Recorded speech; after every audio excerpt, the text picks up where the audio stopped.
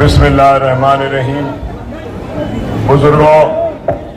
نوجوان ساتھیوں اور میری پردہ نشین ماں اور بہنوں، انتخابات کا وقت ہے اور انتخابات میں آپ کے درمیان میں آپ کی اپنی جماعت مجلس اتحاد المسلمین بھی ہے۔ اگر آج ہم ہندوستان کے سیاسی صورتحال پر نظر ڈالتے ہیں تو ایک طرف وہ لوگ ہیں جو ہم کو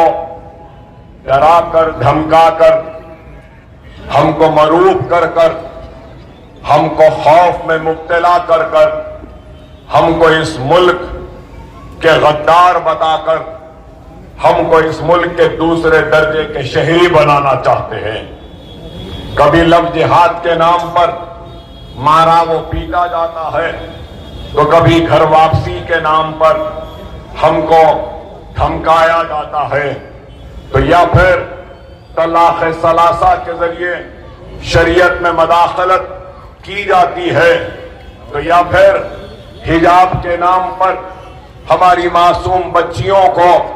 تعلیم سے محروم رکھا جاتا ہے، یا پھر مساجد کے باہر نماز پڑھنے پر گرفتار کیا جاتا ہے، یا پھر پارک یا پھر روڈ کے کسی کونے میں جانماز بچھا کر اگر ایک مسلمان نماز پڑھتا ہے تو اسے گرفتار کر لیا جاتا ہے، اور پھر بیف کے نام پر اس کو بازاروں میں لوچ کر مار دیا جاتا ہے، تو یا پھر ٹرین میں سفر کر رہا ہے، چہرے پر داڑھی ہے، سر پر ٹوپی ہے، تو اسے گولی مار دی جاتی ہے، اور ایک گولی سے نہیں مرتا تو پلٹ کر آ کے اور 2 گولیاں ماری جاتی ہیں۔ ایسے ظلم و ناانصافی اگر بھارتیہ جنتا پارٹی اپنے اقتدار کے ذریعے اپنے پریوار کے لوگوں کو یہ ہمتیں دے رہی ہے، تو دوسری طرف کانگریس ہے جو صرف 70 برس سے ہمارا استحصال کری، ہمارا استعمال کری، ہم کو ووٹ بینک کی طرح ٹریٹ کیا اور ہمارے ووٹوں کے ذریعے اقتدار کو حاصل کیا، اقتدار کو حاصل کیا، لیکن ہماری تعلیمی پسماندگی کو دور نہیں کیا، ہماری معاشی بدحالی کو دور نہیں کیا، ہمارے آبادیوں میں خوشحالی نہیں لائی، ترقیاتی سرگرمیاں نہیں لائی، ہمارے بستیوں میں اسکول کالجز و مدرسوں کا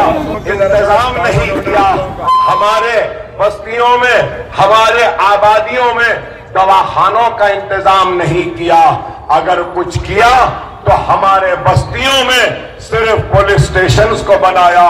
اور فسادات کے ذریعے ہماری معیشت کو کمزور کیا،